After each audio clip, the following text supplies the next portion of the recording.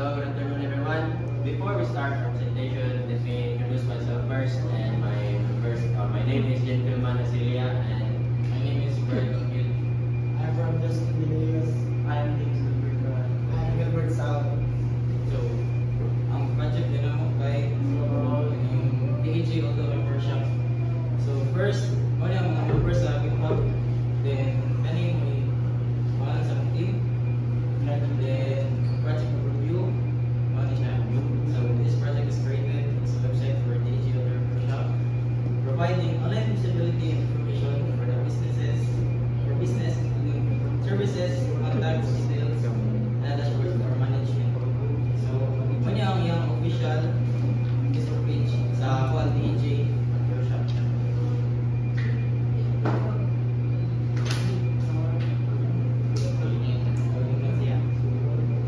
So, proceed na.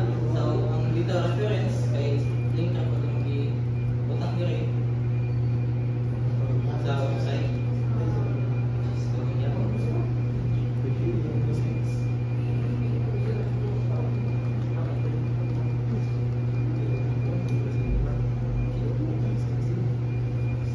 So, balik na to. So, next is mo yung project structure na mo. Ang sa source ng folder is todo lang i-include na pictures, which is sa DJ, sa repair, sa contacts. So, mo yung i-gamit later on na explain yung mga sila. So, next is kaning index, which is mo yung tuad landing page mismo.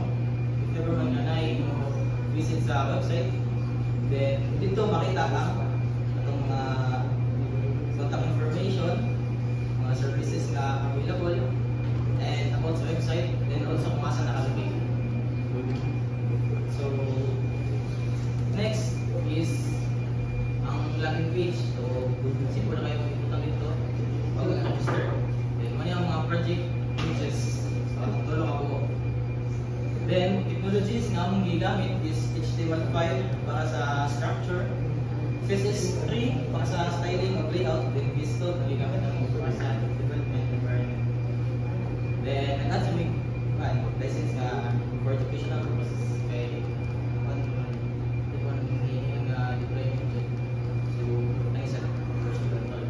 Then next, add ito sa code. So, mo ang landing page mismo.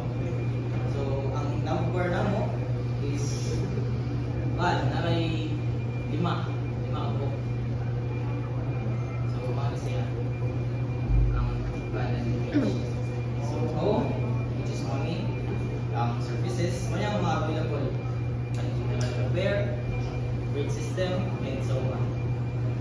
Then next, sa contact is mga suppose. So, type na yung then email, then message. And ang sa next na container, which is ang katong list to kung saan daw available or mag-open ang shop. So, Monday to Friday is 9 AM to 5 PM. Then Saturday or Sunday ay close. Then next, ang about money.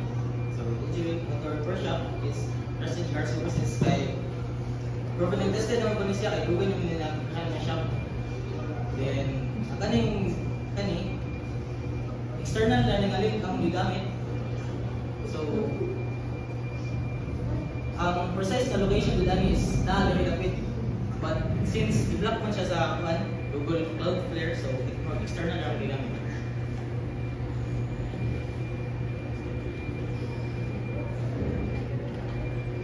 Oh, good thing. So, nasuggest sa members na i-search daw kung nakay JavaScript.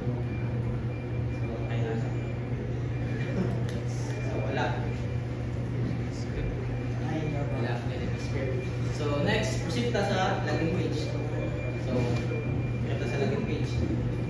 Ang ganyan direct, kung niya ang login, username, password, then agad may Dropbox para sa remember me. Then, ang kaning forgot password is wala pa na-implement naman. Since paano man hindi ko man yung deployment. Then first, mag-register sa tab. So, money, sample, password,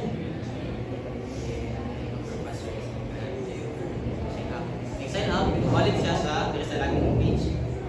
So, administrator. So mo na siya ang admin dashboard. So basically, simple lang ni kay siya.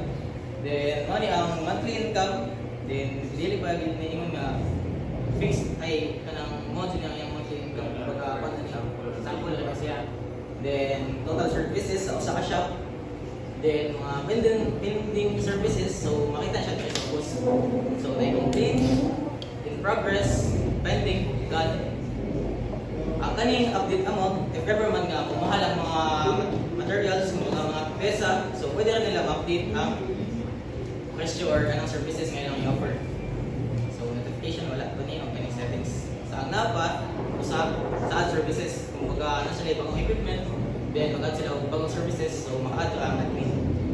So mo ni ang name sa services, then description kung sa siya, ang next yung price kung pila.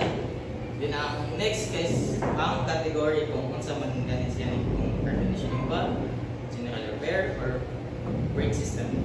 So mo ni ang makita sa admin kung unsa yung mga available service na natin. Kani general repair. Then igumana na kung once nga naka-add na mo diri, pwede ra yung i-add. Then pwede sa mo maka-clear or maka-delete kung unsa ang services nga wala na mo nang dapat. Then also, kung makaingon mga kanong kaning plus or kaning icon, library na ang gigamit diyan sa dashboard. Library na ang gigamit. Atong CDJ sa kan.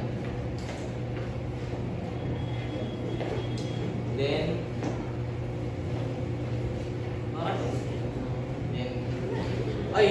view pa di ay. So balik ta sa katong landing page.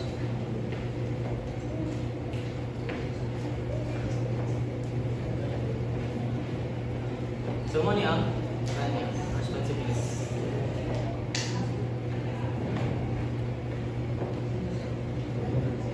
Then ang next is login.